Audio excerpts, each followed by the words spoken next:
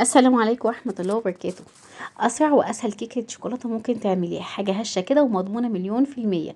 شايفين ما شاء الله ارتفاعها حلو قوي ازاي، والشوكولات جواها جميلة وهشة ومفرغة من جوه، رائعة جدا بجد. ونقول بسم الله الرحمن الرحيم، والصلاة والسلام على آله وصحبه أجمعين. اللهم اجعل أعمالنا صالحة خالصة وجهك الكريم، ولا تجعل للناس منها شيء ولا الشيطان منها نصيب، وتقبل اللهم منا بقبول حسن.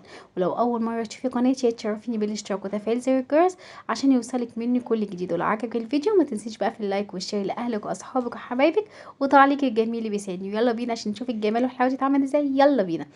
اول حاجه انا معايا كوبايتين من الدقيق، شايله منهم معلقتين من الدقيق ومستبدلاهم بمعلقتين من الكاكاو الخام، حاطه عليهم رشه من الملح وربع معلقه صغيره من البيكربونات الصوديوم وكيس من البيكنج باودر.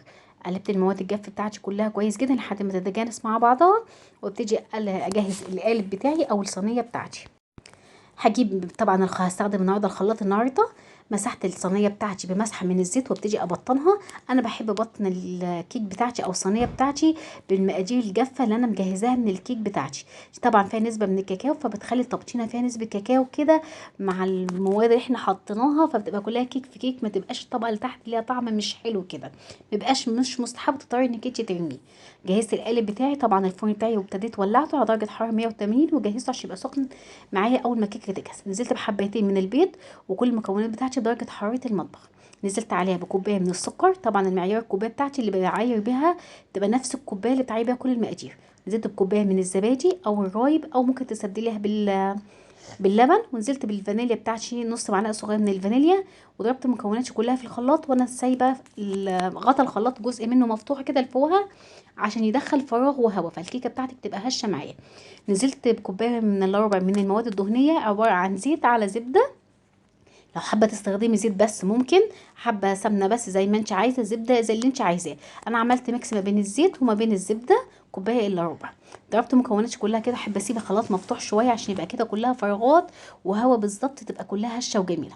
خلاص كده المواد السائله بتاعتي هبتدي انزل على المواد الجافه بتاعتي واقلب بالراحه، تقليب كده بالراحه عشان الهوا اللي احنا ضربناه في المواد السائله ما يبدعش كده معانا.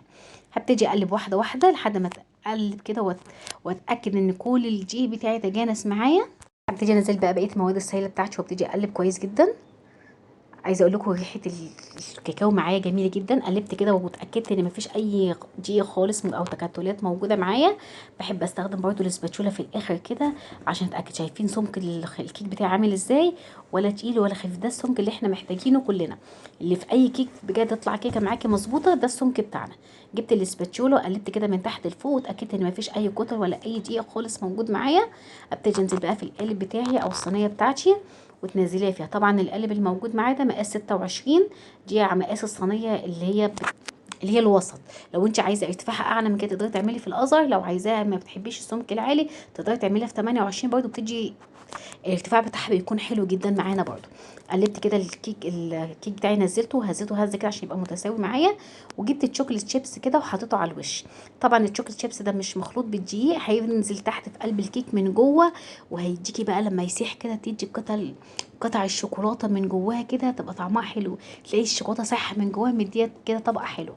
طبعا ليلي ساعدتني وانا بحط الشوكليت شيبس بتاعي. خلصت كده معايا. طبعا اهم حاجه انا بحب احط القالب بتاعي لو لونه غامق في حاجه الومنيوم عشان تحاول توزع الحراره تطلع معاكي مظبوطه معايا. قعدت في البوتاجاز بتاعي 45 دقيقه وطلعت بالجمال ده. وبعد ما بردت هقلبها معاكم واقدمها معاكم. بجد اسرع كيكه شوكولاته ممكن تعمليها، وحاجه ناجحه مليون في الميه، حلو قوي. وحبيت اغطيها كده بالصوص الشوكولاته الاقتصادي، عملته معاكم قبل كده على القناه. شايفين ما شاء الله ارتفاعها قد ايه. هحاول بس ايه، ازود الاضاءه شويه عشان اوريكم الشوكليت من جوه عامله ازاي. الشوكليت شيبس عامل قطع من الشوكولاته جوه كده في الفراغات، مديه حلو قوي. شايفين ما شاء الله ارتفاعها حلو قوي معايا. هبتدي انزل بقى عليها بصوص الشوكولاته. والف هنا وشفا. يا رب تكون وصفه النهارده عجبتكم، مستنيه تطبيقاتكم وتعليقاتكم الجميله، واشوفكم في فيديوهات تانية. واقول لكم استودعكم الله الذي لا تضيع عنده. في رعايه الله وحفظه حبيبي، مع السلامه.